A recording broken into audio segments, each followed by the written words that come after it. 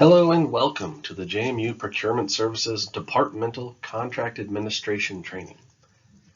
If you have any questions, please feel free to send them to procurementcontracts@jmu.edu or askeva@jmu.edu. You'll see on this slide a general outline of what we'll be discussing in this training. The basics of contracts is going to include the type of contracts that you will probably encounter as a departmental contract administrator or the ones you will deal with, the different sources of supplies for these contracts, some typical contract language, and how to hopefully start off right as a departmental contract administrator. Contract administration is going to discuss the contract life cycle, the challenges, really how to avoid a lot of the common pitfalls we see. And then ethics in public contracting will discuss FOIA, which is the Freedom of Information Act, and conflicts of interest. As a departmental contract administrator, you will typically see three types of contracts: goods, services, and IT. Goods contracts are usually for tangible items like band uniforms or pianos, and the goods are solicited by an invitation for bids, an IFB, or a request for proposal, RFP. Services contracts typically deal with items where the university has a scope or idea of what they want to accomplish, but they want the vendor's expertise to fully implement it. That could be painting, that could be translation services, or tracking parking on campus. IT contracts are usually going to contain a blend of tangible and intangible items. IT contracts are solicited by RFP, non-JMU cooperatives, or occasionally by sole sources. Sources of supplies include JMU term contracts and non-JMU cooperative term contracts. JMU term contracts. JMU establishes term contracts that allow departments to make on-demand purchases at contract pricing. Typically, term contracts are established through the RFP process when goods or services are purchased by the university on a repetitive basis. Departments may use JMU term contracts to make purchases for a variety of goods and services above their departmental delegation, as these term contracts have been competitively procured. Departments can locate most JMU term contracts by visiting the JMU Contract Gateway. An example of a term contract would be a contract that was initially awarded for a one-year term with 4 optional renewal periods. Non-JMU cooperative term contracts. These are contracts issued by other public or private organizations or entities, including other educational institutions, public-private partnerships, public bodies, and purchasing organizations. These are allowed only when the contracts are procured competitively with comparable processes to that of JMU or the Commonwealth of Virginia. If you have any questions, please seek advice from Procurement Services on non-JMU cooperative term contract usage and contract locations. Also, please see the Contract Administrator Quick Links slide below to access various contract gateways. The super basics of contract language. If you see shall, must, or will, these are the words that create mandatory performance by the vendor or by JMU. The vendor will provide JMU with X number of items, and JMU will pay them for those items. Again, these are the terms that make the contract binding. If you see should or may, these are desired requirements placed on the vendor, but they're not mandatory, but they can affect the performance evaluation of the vendors. Contract deliverables. As Inigo Montoya is pointing out, a lot of people use that word, but they probably don't know what it actually means. When we're discussing contract deliverables, we're talking about the quality, the quantity, price, place, and time. Quality is going to be a statement of work, the applicable standard the vendor needs to follow, or Example would be the type of paper they need to use, the grade of paper. Regarding quantity, perhaps it's the number of licenses that are being purchased, the number of deliveries that need to be made, or the amount of goods ordered. Price, it's going to be the unit per item. What are the allowable price increases? What is the cancellation price? Place, this could be, the contract says where the server and/or help desk location will be. The contract may say where the site or environment is for a delivery. The time, that could discuss the actual term of the contract. Is it a one-year contract? Is it a multi-year contract? Does it have renewals? Does it not have renewals? It could discuss business hours of when delivery should be made. And it also could discuss just important deadlines that need to be met in the contract. If you or your department need a contract deliverable change, you must contact Procurement Services so a formal contract modification can be completed. So where do you start as a departmental contract administrator? Or where do you restart if you're coming back to the role of departmental contract administrator? First, you need to read the contract and, if applicable, any renewals or modifications. You may be very familiar with the contract if you were part of the RFP process and evaluation process before the contract was issued, or you may become the departmental contract administrator after it's been established, so you may be very unfamiliar with the contract. Next, you should identify any critical clauses, terms and conditions. Read the designation letter. There's an example on the following slide. Identify any key contract users and responsibilities. You may be the departmental contract administrator, but other people in your department actually are the main users. Identify contract points of contact. That could be the supplier, could be the account executive. You want to know who you're talking to at the vendor. And if you have any questions, identify the buyer for the contract and ask them for clarification and/or consult the procurement website. This is an example of the contract designation letter. When a contract is initially awarded or when a contract is renewed, you will be sent a copy of this letter and the applicable contract or contract renewal. The letter discusses the commodity involved, the vendors, the number of renewals remaining, how long the contract is going to be, and your role and responsibility as the contract administrator. So let's get to know your role and the departmental contract administrator responsibilities. The first would be to understand the contract and communicate with procurement the department's needs and concerns in advance. Coordinating contract startup. When a contract's been awarded, you may want to reach out to the vendor to get to know who your rep would be, if there are any timeline needs on your end or theirs, and to let your departmental end users know who may be utilizing the contract. Inspecting and evaluating progress. If there's any issues, you will need to communicate to the vendor regarding non-compliance. Example, they're late on delivering items, the items they've sent are incorrect or damaged. Side note, procurement does not interact with the vendors on a daily basis. It is your responsibility to help JMU maintain a good relationship and to aggregate feedback from other campus end users. Look for needed improvements. If you're working on the contract and you see areas that you believe could be improved, let your buyer know, and they can probably work on a contract modification to present to the vendor. Initiate remedial action.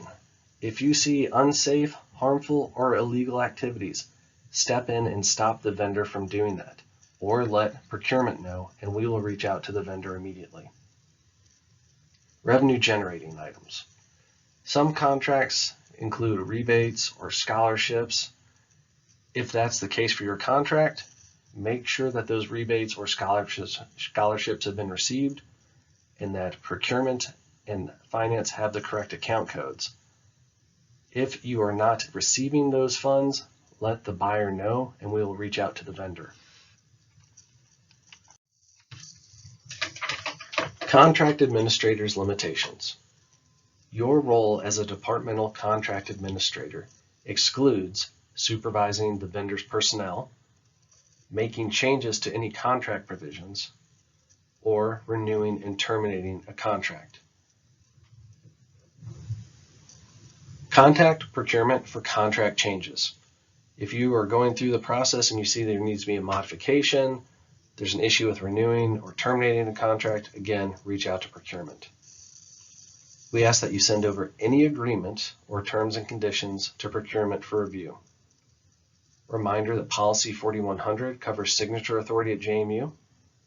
If you're confused about who to send anything to, please go to the procurement webpage and look at the procurement staff directory, and you'll be able to find your buyer there.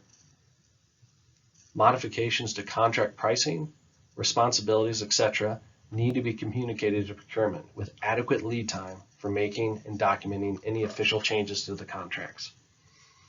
Also, just an FYI, modifications to any software and sensitive data contracts may need to be reviewed by IT's Technology Review Board, the TRB. I know what you're thinking at this point in the training.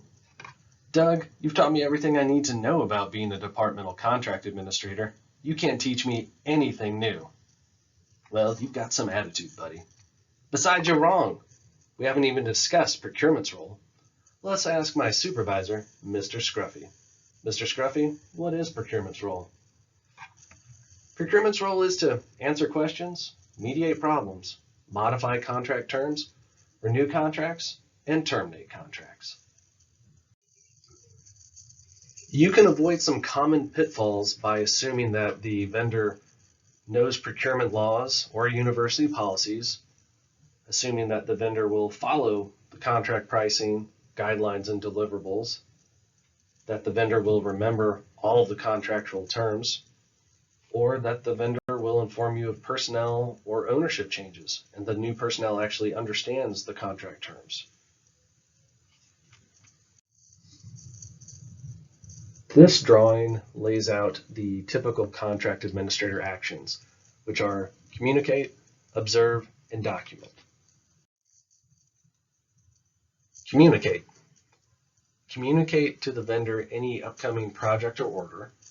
Communicate to the vendor if there are any particular timeline needs. Please do not assume that the vendor knows that you need something done before the end of the fiscal year or need something done on or before graduation, homecoming, or alumni weekend. Make sure that is communicated to them clearly. Alert procurement to any changes that need to be made in the form of a contract modification. Communicate follow-up to the vendor and procurement if necessary regarding damaged or defective items, extra or missing quantities of items, exemplary or poor performance. Observe.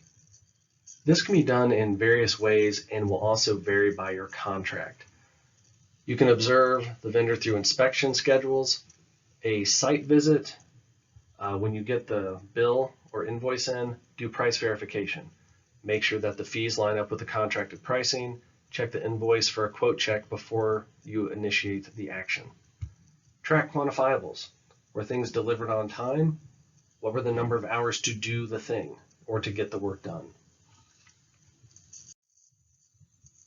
Document.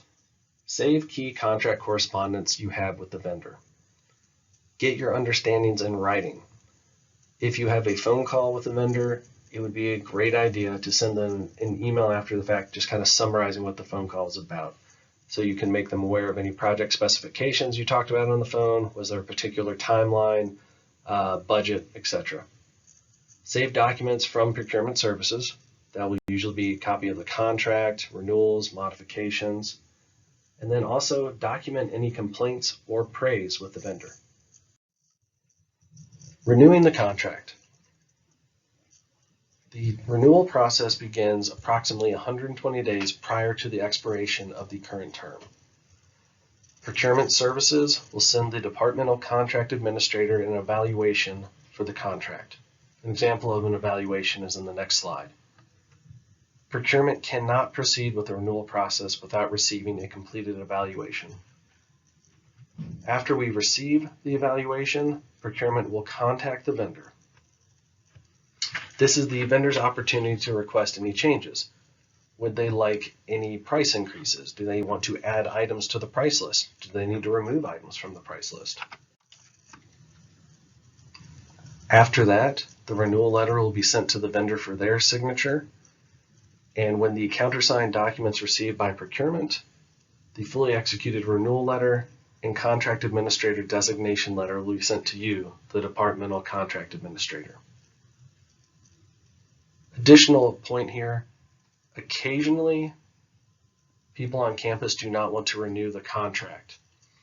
However, that contract may be used by other schools within the Commonwealth of Virginia or other cities. And so JMU may renew a contract just so those other entities can continue using the contract. Here's an example of the contract evaluation that you will be sent. Normally it's sent to you and asked to be returned to procurement within 10 business days. The evaluation asks, are the goods and services still required? Do you, the departmental contract administrator, recommend renewing the contract? How's the quality of the merchandise been? How's the quality of services been? Have deliveries been made on time? Has the university been billed or invoiced correctly? Has the vendor been responsive to correct deficiencies? And if there's anything else, you have an area to write any comments. So what are some tips and tricks in evaluating the vendor at the time of renewal? You should review any saved communications between yourself or the department and the vendor. Reflect on the deliverables. Did the vendor meet or exceed anticipated performance? Try to summarize what is quantifiable. Example, how many returns were done over time? What were the number of in-house fixes over time?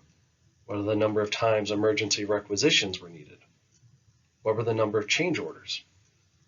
After you've gone through that, you can determine the number score for the evaluation, save it, and send back to procurement services. Contract closeout. Procurement services will contact the department and/or the department contract administrator no less than 120 days regarding the approaching expiration and determine if there needs to be a re-procurement, if there is another contract vehicle available for the same product or services. After that, procurement will send a contract closeout letter to the vendor. The departmental contract administrator will work with the vendor to complete any projects or orders prior to the expiration date. The departmental contract administrator should also create an action plan for the transition between vendors. This is a scenario where you have one vendor currently under contract and a contract is awarded to a new vendor for the same product or services. Assessment of a problem. Before you reach out to the vendor, check your emotions. The last thing you want to do is call a vendor and start yelling or send an email in all caps. When you're communicating to the vendor, communicate specific issues that you're having with them so they can address those issues. Give the vendor an opportunity to correct the issue and set a deadline for their response and for a correction to have occurred. Ask procurement for help. Ask procurement questions when things are unclear. Where do you buy promotional products? What license will a particular vendor need to do the job we need them to do, etc. Ask procurement for help in exceptional situations. Those would be urgent event-based contracts, critical infrastructure-based contracts, or if you see any sort of illegal activity for any contract. Ask procurement for help if a vendor does not acknowledge a problem. Ask procurement for help if a vendor fails to meet the corrective deadline. It'd be best to go to the procurement website and contact the appropriate buyer, and they will be able to assist you in any way possible. What happens when the vendor defaults? Procurement will review the current situation, the specific contract terms, documentation received from you, the departmental contract administrator, and the severity of the failure. Procurement will then coordinate a conference with the vendor to try to mediate the conflict, clarify and enforce any contract terms, and devise a cure plan. Depending on how things go, procurement may issue a notice of cure letter. that notifies the vendor that they are in default and what steps they need to take to remedy the situation. Terminating the contract is the last resort. Ethics and public partnerships. We have this visual of a potentially terrifying child looking in the fishbowl to remind you that as employees of the Commonwealth of Virginia, our actions, words, etc. can be seen and later scrutinized by members of the public, press, etc. Overall idea here is we want to avoid even the appearance of any impropriety in our actions. FOIA, or the Freedom of Information Act. FOIA is a law that allows any Commonwealth citizen to request records from a government agency. For a more detailed discussion, see the statutory guidance document beginning on slide 35. Not all information is publicly available. Information marked confidential or proprietary will normally be redacted. However, pricing information cannot be withheld or marked confidential. Do not discuss confidential information with peers or other vendors. You must direct any contract-related requests for information to procurement services before any action is taken. JMU Policy 1106, Conflict of Interest.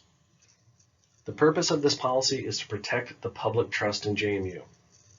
It prevents actions of impropriety, such as receiving or giving gifts to vendors, favoritism or discrimination, back-scratching or backstabbing, kickbacks, and bribery.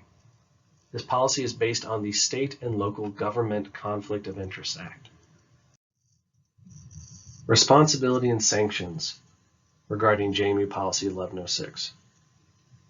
You and we, as employees of JMU, need to comply with the Act and the policy. If you have any questions or are confused, seek advice from the Commonwealth Attorney General. If you receive a gift, or if you see someone actively favoriting or discriminating against a vendor, let procurement services know. If you fail to comply with the policy and act, or don't seek advice from the Commonwealth Attorney General, or let us know if you see something going on, you could be subject to criminal charges and termination. Be aware of any potential gray areas. You may have relationships, professional and/or business activities, or speaking engagements with individuals that may do business with JMU or other state entities. You'll just want to make sure that there isn't any confusion about your role or relationship that could put you in the eyes of someone thinking you violated the conflict of interest policy. Here are a series of links that will help you, the departmental contract administrator. There are links to procurement's website, procurement staff listing, the departmental guide, a link to EVA, a link to JMU's campus user sourcing guide, a link to the JMU Public Gateway, a link to the Commonwealth of Virginia Contracts Gateway, link to VASCP's contracts, link to the Virginia Higher Education Procurement Consortium page, and to VITA, that's the Virginia IT agency. These slides discuss procurement vocabulary ranging from addendum, contract file, modification, to sole source. This is a copy of the Access to Public Records under the Virginia Freedom of Information Act. It was last updated in June 2021 and was prepared by the Virginia Freedom of Information Advisory Council.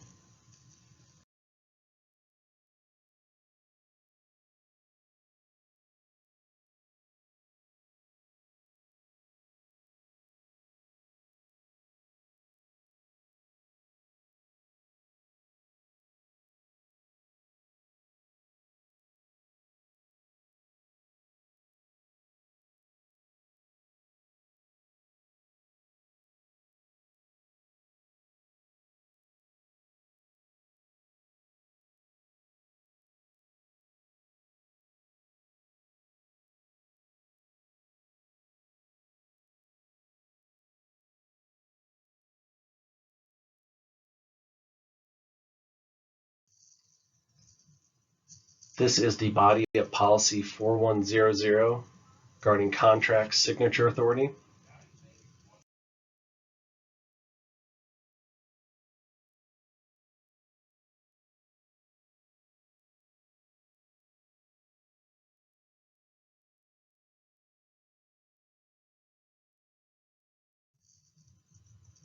Here is a copy of Policy 1106, Conflict of Interest.